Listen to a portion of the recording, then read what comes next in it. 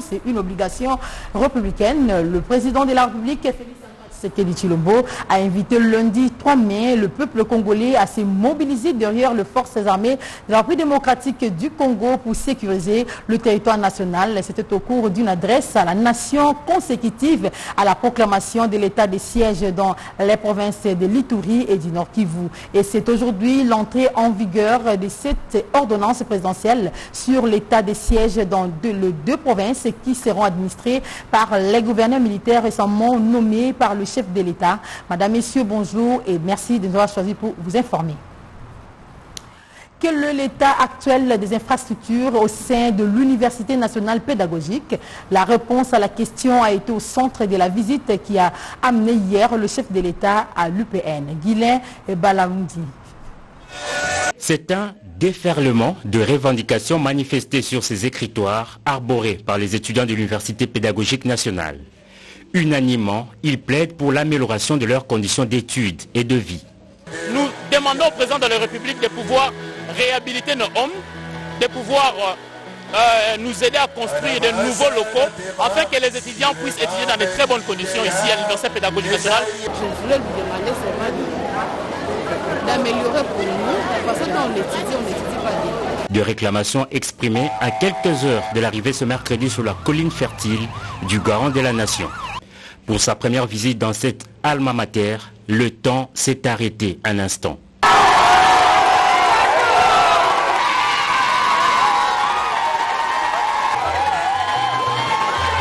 L'UPN a de la plus belle manière accueilli le chef de l'État, Félix Antoine Tshisekedi Tshilombo.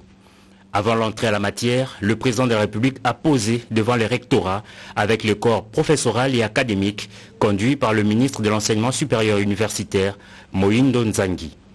Déterminé à offrir un cadre agréable propice à l'apprentissage, le premier citoyen du pays a très rapidement fait le tour de propriété pour constater de visu les problèmes que rencontrent au quotidien ces étudiants. De homes vétustes et délabrés, des auditoires qui refoulent ses occupants et des bâtiments inachevés faute de financement. Suffisamment renseigné, Félix Tshisekedi s'est adressé à la communauté estudiantine.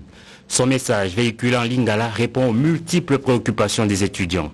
Deux principales promesses du chef de l'État, la présence dans quelques jours des ingénieurs des entreprises de construction sur le campus et l'instauration du Wi-Fi gratuit. À propos, il y a une infrastructure. Bokomona, pas plus tard que cette semaine, bateau, il y a une entreprise, il y a construction, Bokomona bangona site Nabino. Bakoya kotala, eloko nini ezali ya kosala, eloko nini ezali ya kobongisa. Nouvelle mususu na ngina pesa bino ya kitoko, ezali oyo ekokomela pe baninga na bino oyo ya campus de Kinshasa, c'est-à-dire bokozwa pe wifi gratuit awa na site ya UPN. Eko facilite bino misala na bino na kotanga na bino. Yango wana à partir ya moment wana ba professeur nyonso batekaka ba syllabus abuo pia. Outre ces annonces, le président de la République a fait savoir que la question de la réduction des frais d'études ou encore la gratuité est un objectif. La complicité entre le chef de l'État et les futurs cadres du pays était telle que le garant de la nation a improvisé une partie des causeries avec cette communauté. Les transports sont tellement difficiles, ça ne nous permet pas d'arriver à temps à l'université. Ils habitent où? Il y a des amis qui habitent Massina, il y a des amis qui habitent Congo central. Classée deuxième université en termes de capacité d'accueil, l'UPN revêtira sa plus belle robe à l'instar de l'université de Kinshasa. Une institution d'enseignement universitaire à une institution d'enseignement supérieur. Il s'agit cette fois-là de l'Institut national des bâtiments des travaux publics qui a enregistré hier le passage du chef de l'État. Ici, Félix Antoine Tshisekedi Tshilombo a rassuré la population estudiantine que les moyens entendus sont déjà disponibles pour la mettre dans les meilleures conditions. Elvira Pandou et Roger Diaye ont le reportage.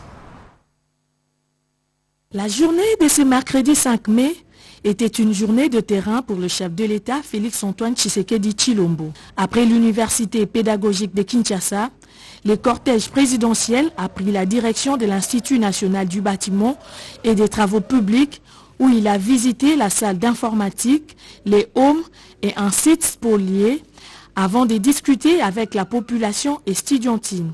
Dans son mot de bienvenue, le secrétaire général de la coordination estudiantine a salué les efforts du chef de l'État pour le bonheur multiforme du peuple congolais. À son tour, le DG de l'UNBTP, Nanitumba Mavakala Simon, a indiqué que la date du 5 mai 2021 restera gravée à jamais dans les annales de l'INBTP et a souligné deux préoccupations, à savoir la capacité d'accueil et la spoliation d'une partie de ces sites universitaires. Accueilli très chaleureusement par la communauté estudiantine, un bon père de famille, le président de la République qui a lancé le travaux de réhabilitation de certaines infrastructures dans cet établissement a d'abord demandé aux étudiants de respecter scrupuleusement le geste barrière avant de parler des bourses qui seront octroyées aux étudiants, de moyens de transport et de la connexion Internet. En voisin,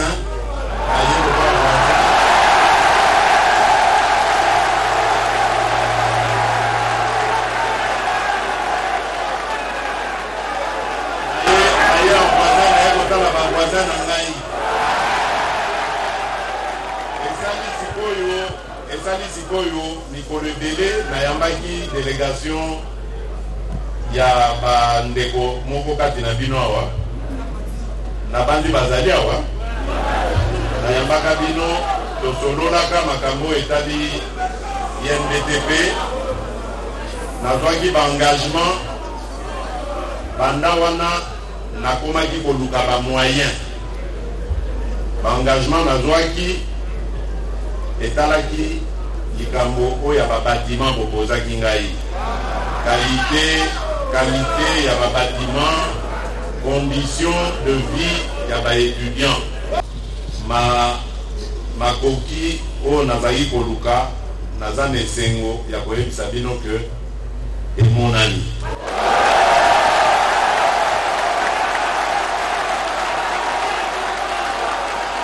ezali possible kobanda kopesaka étudiants congolais bourse. Lelo tokomi na gouvernement ya union sacrée oyo ezali na service na bino. Donc sikoyo biso toza susu na excuse te.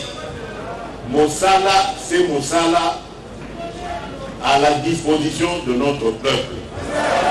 Au juger biso sikoyo sur le travail.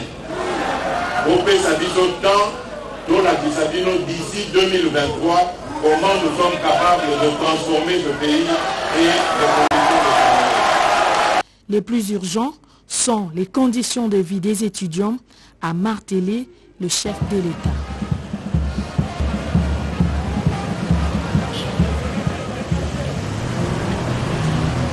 Autre actualité, le vice-premier ministre et ministre des Affaires étrangères a reçu la représentante de la MONUSCO, Bintou Keïta, au menu les départs progressifs de la MONUSCO du territoire congolais.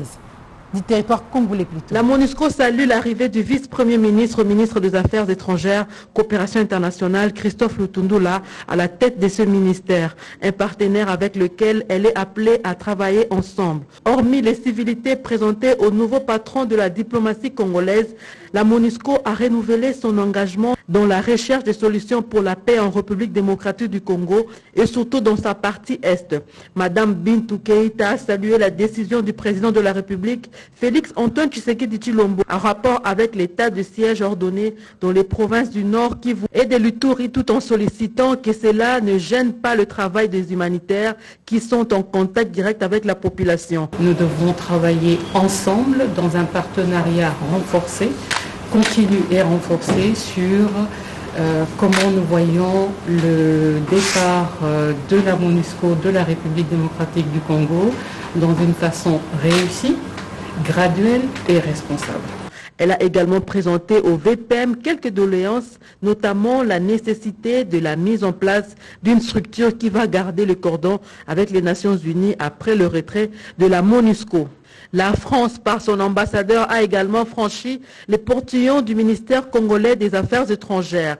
Le récent séjour du chef de l'État, Félix Antoine Tshisekedi Tshilombo, a pris une bonne place dans les échanges, mais aussi et surtout la possibilité de renforcer les relations bilatérales. Nous avons décidé de renforcer le partenariat avec la RDC. Le président Tshisekedi a rencontré à plusieurs reprises le président Macron. Ils se sont entretenus très souvent au téléphone pour renforcer donc ce partenariat, et nous l'avons évoqué rapidement avec le ministre, puisque c'était une première entrevue et nos priorités en matière de coopération. Je disais que le départ, la rencontre du Premier ministre avec la représentante de la MONUSCO était le départ progressif de la MONUSCO du territoire congolais. La proclamation de l'état de siège et l'utilisation des enfants à fin de politique ont été le point majeur de la conférence de presse bimensuelle de la MONUSCO. Mamita Bangoulou, Niabisanti pour le reportage.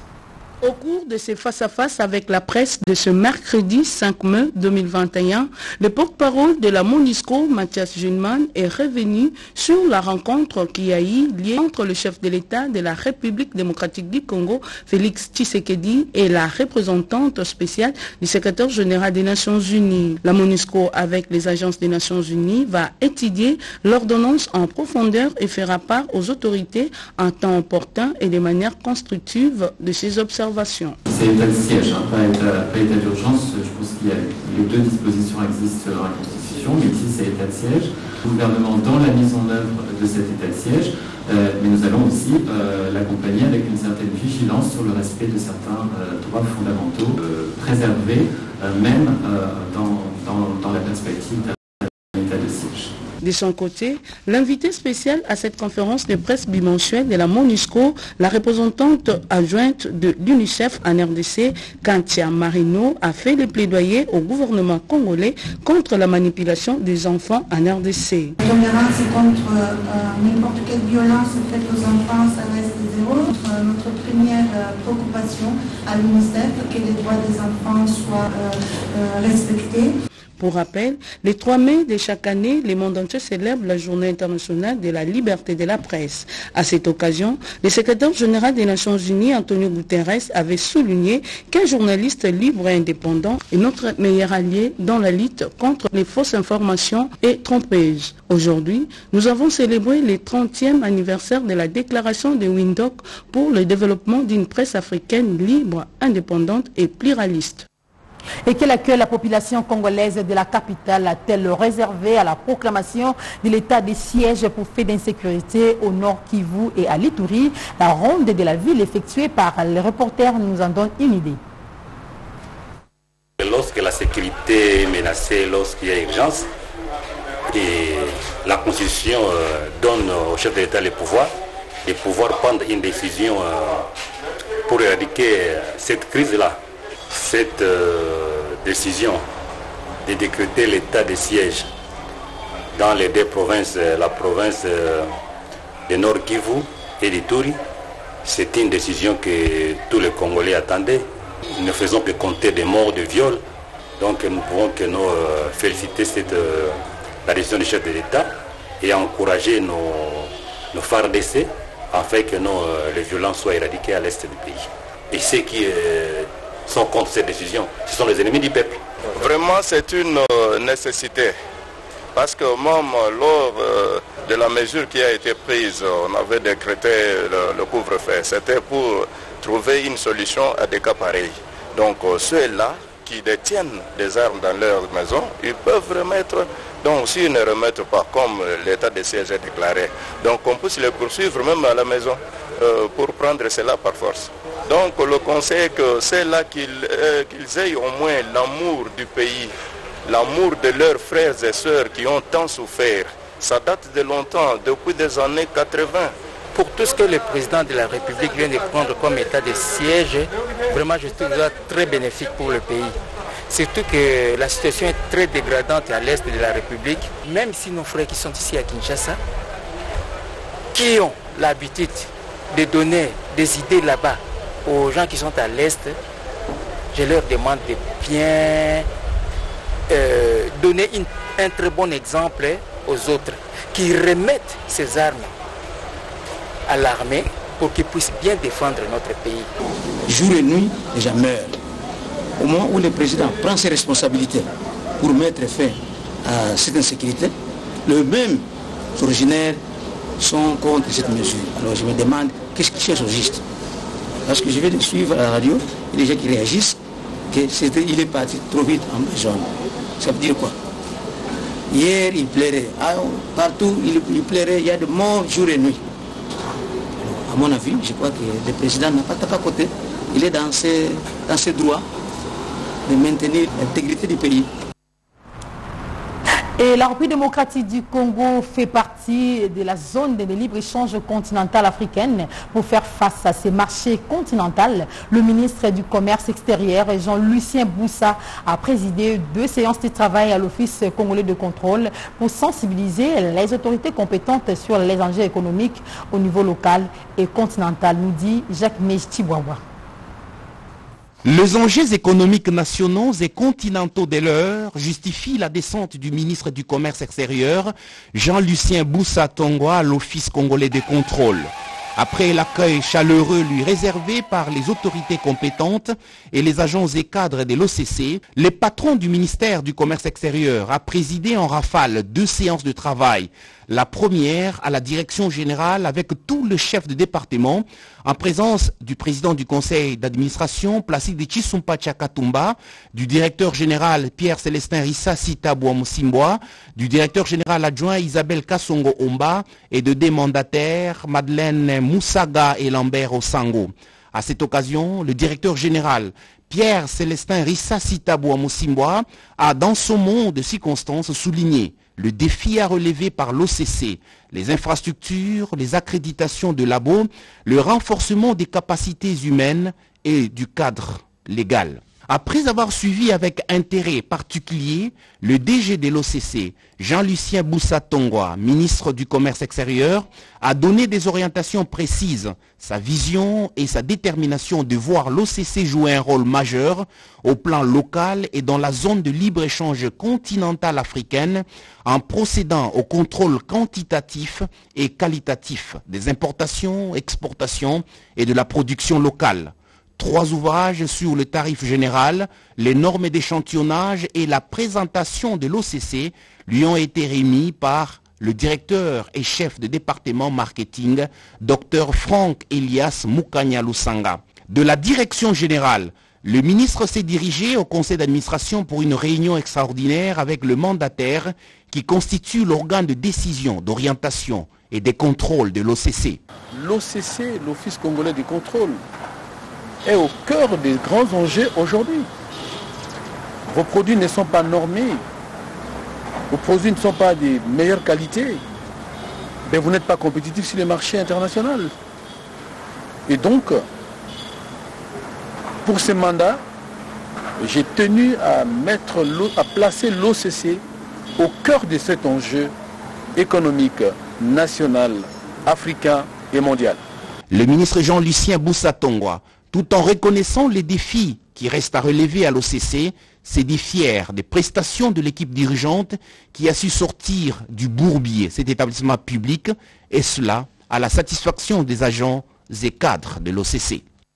Entre-temps, la ministre d'État en charge du portefeuille, Adèle Kaïnda, a reçu en audience les membres du comité de gestion de l'equity BCDC venus faire la projection des différentes activités que cette banque mène à Kinshasa. Angèle Mabiala-Landou et Olivier Makiese pour le reportage. Equity BCDC se donne comme objectif de donner la dignité aux citoyens et élargir les opportunités de création de richesses. En République démocratique du Congo, cette banque, qui se considère plus comme une entreprise caritative, est déterminée à travailler en symbiose avec le gouvernement de la République pour améliorer les conditions de vie des populations. À travers une projection Le comité de gestion de cette entreprise a expliqué à la ministre d'État en charge du portefeuille les différentes réalisations que cette banque compte mener au pays de Félix-Antoine Tshisekedi Tshilombo, entre autres, former le plus d'agents bancaires possible pour donner la possibilité aux Congolais et surtout à ceux qui sont dans les coins et recoins du pays de faire des transactions bancaires et former de médecins sur la gestion hospitalière pour accéder aux soins de santé de qualité. La vision et la mission de la banque, c'est de transformer les vies de nos concitoyens. Le gouvernement entend faire. Nous avons besoin de leur soutien, que ce soit en termes de réglementation, en termes de lois, de créer les conditions nécessaires pour matérialiser ces projets. Cette approche lui a valu les encouragements de la patronne du portefeuille. Adèle Kainda Kaina Maïna souhaite voir Equity BCDC focaliser plus ses actions dans le monde rural où l'éducation des bases pose problème. Les femmes, pour la plupart analphabètes, n'ont pas la culture de l'épargne et aussi renforcer les petites et moyennes entreprises qui à elles seules constituent l'épine dorsale d'une économie forte et stable. Le ministre de Postes, Télécommunications et Nouvelles Technologies de l'Information et de la Communication, Augustin Kibasa Maliba, a eu une séance de travail avec une délégation de la Société congolaise de Postes et Télécommunications. De quoi ils ont-ils parlé? La réponse est dans ce reportage de Nono Masekou et Guilhem Mukunga. C'est un travail de titan que le directeur général de la Société congolaise des Postes et Télécommunications, Didier Moussete, a présenté au ministre des PTNTIC, Augustin Kibasa Maliba, au cours d'une réunion de travail entre les experts du ministère et une délégation de la SCPT, réunion qui a duré plus de 2 heures. Ça fait 1 mois que nous sommes réhabilités dans nos fonctions à la SCPT, donc il était naturel pour nous de venir voir l'autorité. Comme vous savez, la SCPT appartient donc à l'État. Sur le plan technique, notre tutelle c'est le ministère des PTNTIC et nous sommes venus donc lui faire part de ce travail, pas seulement l'état de lieu mais également le plan d'action. Qu'est-ce que nous projetons de faire pour la SCPT? Notre projet, j'allais déjà répéter plusieurs fois, c'est de donner au chef de l'État, son Excellence Félix-Antoine Tshisekedi Tshilombo, un réseau d'opérateurs, une entreprise de télécommunications. Et pour cela, nous avons proposé un plan d'action sur 3 à 6 mois qui va réhabiliter nos infrastructures, qui va faire que nous devenons à nouveau ce que nous aurions dû être depuis longtemps. Le directeur général de la SCPT s'est dit déterminé de finaliser les projets d'installation de 16 000 km du réseau à fibre optique obtenus grâce aux efforts du ministre Kibasa Maliba qui a réussi à conclure un contrat avec l'entreprise égyptienne Benya Holding. Les grands projets comme ça, c'est souvent l'objet des grandes négociations et des études aussi techniques, tout ça. Mais dans de tout prochains jours, je peux vous promettre que nous verrons des travaux. Dans les 2-3 mois maximum, les travaux devaient commencer ici chez nous. Heureux de voir cette entreprise reprendre sa route vers la croissance, le ministre Kibasa Maliba a exprimé sa volonté d'accompagner la SCPT dans la réussite de son plan d'action. Le Bureau technique de contrôle BCT, organe technique du gouvernement congolais en matière de construction des infrastructures de grands chantiers, salue la qualité des services réalisés par son établissement avec un personnel qualifié, nous dit Rodé Panda. La République démocratique du Congo est un pays à reconstruire avec de nouveaux ouvrages modernes qui doivent être réalisés dans le respect des règles internationales. Les bureaux techniques de contrôle restent l'œil de l'État congolais pour veiller sur la qualité de ces infrastructures. Au cours d'un point rétrospectif pour évaluer les chemins déjà parcourus, le directeur général du bureau technique de contrôle, Joseph Kisaka Amaï, a salué la qualité du travail déjà réalisé avec son service. Les bureaux techniques de contrôle, comme l'œil du gouvernement en matière de travaux de génie civil exécutés pour le compte de l'État, promet de mettre en œuvre tout ce qui est de son pouvoir pour veiller à la réalisation de travaux de qualité qui répondent aux normes et aux règles de l'art. J'adresse d'abord le message de félicitations à notre ministre de tutelle, le ministre des Infrastructures, son Excellence, M. Alexis Guizarro. Et j'ai joint ma voix à celle de l'ensemble des bureaux techniques de contrôle, des agents et cadres, que le Très-Haut bénisse tous les membres du gouvernement en commençant par le président de la République, pour les défis qui nous est lancés tous. Ces services spécialisés et organes techniques de l'État congolais, qui est le bureau technique de contrôle, veillent donc au grain sur la qualité des ouvrages qui sont initiés et réalisés avec les financements du gouvernement de la République. C'est donc l'œil de l'État congolais en matière de construction des infrastructures routières, aussi bien en milieu urbain. Dans chaque chantier de marché public, le bureau technique de contrôle est présent avec comme mission principale faire respecter les règles et normes de construction pour garantir la qualité des ouvrages. Faisons un tour dans la province du Lualaba pour vous informer qu'après la tempête de motions qui ont emporté un seul membre du bureau, les députés provinciaux du Lualaba se sont remis rapidement au travail pour le développement de la dite province. Ils sont descendus sur les chantiers pour évaluer les travaux routiers exécutés par quelques entreprises privées. Suivez ce reportage de RPC la charge de l'honorable Donat Chimboge, rapporteur. C'est notamment la tentative de dédoublement de l'union sacrée à l'Assemblée provinciale, l'extorsion d'une partie des salaires et autres avantages du personnel de son cabinet, la tenue de propos discourtois à l'endroit de sa hiérarchie et de ses collègues. Ceci lui a valu la perte de son poste de rapporteur de cette institution à l'issue d'un vote par bulletin. Sur 18 députés présents, 13 ont voté pour sa déchéance et 5 ont voté contre. D'une autre part, les 4 pétitions adressées respectivement aux membres du bureau ont été retirées. Ce, au nom de la cohésion et de l'unité qui caractérise la province du Lualaba. C'est ainsi que le président de l'Assemblée provinciale, l'honorable Louis Kamoni Tumbu Mataïla, a qualifié cet acte d'héroïque pour le développement de la province. Les ponts Loudi, inexistants au grand trafic depuis 45 ans, va renaître, permettant ainsi la fluidité de circulation des produits agricoles de cette partie de la province vers le grand marché des Kolwezi. Roy Kaumba, Gaston Mouchid et Jean-Marie Kasseya, accueillant l'honneur de roi par la population, ont vu les miracles qui se font sur cette route qui était un sentier servant uniquement aux motards, aujourd'hui accessible aux véhicules. Depuis du mois d'avril ici, le gouvernement provincial a donné des contrats à un entrepreneur local, AG, Platini et KMM. Et aujourd'hui, nous sommes le 1er mai. Vous avez vu, vous-même, vous les journalistes, combien de kilomètres ont-ils été ouverts. Donc ils travaillent à un rythme accéléré parce que nous n'avons plus le temps. L'espoir est né dans le cœur des Lualabais, longtemps oublié. Ces jolis provinciaux du Lualaba ont bénéficié des explications techniques sur la construction de ces ponts données par l'entreprise en présence du directeur général, M. Platini. Projet à impact visible qui traduit la cohésion entre l'exécutif provincial du Lualaba et l'organe délibérant dirigé par l'honorable Louis Kamoni Tumbu avec mot de vie, l'intérêt de la population d'abord.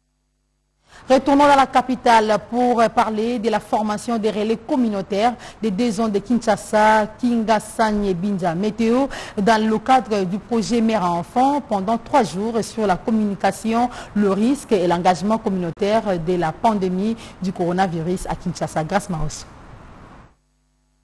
Au cours de ces premiers jours de formation, de renforcement des capacités des acteurs, prestataires communautaires des zones de santé ciblées, les acteurs en santé publique du projet Mère et Enfants de Kinshasa 2 ont démontré que la communication de risque renvoie à des échanges en temps réel, des informations, conseils, des avis entre les experts, les autorités et la population qui font face à une menace, un danger pour la survie, la vie économique et le bien-être social. Cette formation est organisée en vue de dissiper beaucoup de rumeurs qui circulent dans la communauté, surtout par rapport à la Covid-19. Il y a jusque-là une partie de la communauté qui ne croit pas à l'existence de la Covid-19. Alors, nous sommes en train de former les RECO parce que ce sont les RECO qui habitent dans la communauté avec la population. Les RECO fait un pont entre les services de santé et la population. Le gouvernement a pris à bas le corps la riposte. On a commencé à former les gens sur la PCI, qui est une prévention et contrôle des infections, à Covid-19 au niveau de la province. Et c'est après cette vague-là de formation, nous entamons maintenant la deuxième vague sur la formation, sur la CREC, la communication à risque et engagement communautaire. Plusieurs défis majeurs doivent être relevés pour la CREC. Il s'agit entre autres la mauvaise réputation des équipes de riposte, le déficit de l'engagement des individus, la famille, institutions dans la riposte et tant d'autres. Rendons-nous encore dans la province, cette fois-ci dans le Nord Kivu, où un atelier de validation du référentiel d'accréditation des hôpitaux a été tenu dans la dite province. Suivez. Du 27 au 29 avril 2021, un atelier de validation du référentiel d'accréditation des hôpitaux dans la province du Nord Kivu. C'était sous la présidence du ministre provincial de la Santé, Dr Eugène Nzanzu Sialita, et la coordination de la division provinciale de la Santé du Nord Kivu. Ces assises de 3 jours, organisées dans le cadre du projet PADIS, financé par l'Union européenne, visent à doter le Nord Kivu des outils et à renforcer les compétences des cadres et des prestataires dans l'amélioration de la qualité et la sécurité des soins dans les hôpitaux. Cet atelier s'inscrivait dans le cadre de la mise en œuvre de la feuille de route pour la couverture de la santé universelle au Nord Kivu.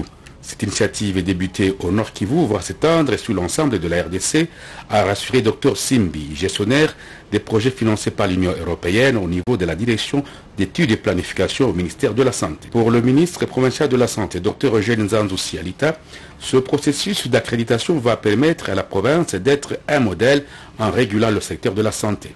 Ce cadre nous permet de franchir un pas qui nous amène à innover et agir ensemble pour garantir le bien-être de notre population en fournissant des soins de santé de qualité. Sentiment de satisfaction pour les participants. Il faut noter que cet atelier a connu la participation des délégués de la direction d'études et planification du ministère de la Santé, des délégués de la direction des établissements des soins et partenariats du ministère de la Santé, de l'assistance technique et PRODES, ILB Coopération et d'un expert. C'est la fin de ce journal. Merci à vous de l'avoir suivi. 19h, Joël Makiela Kota sera de vôtre pour une nouvelle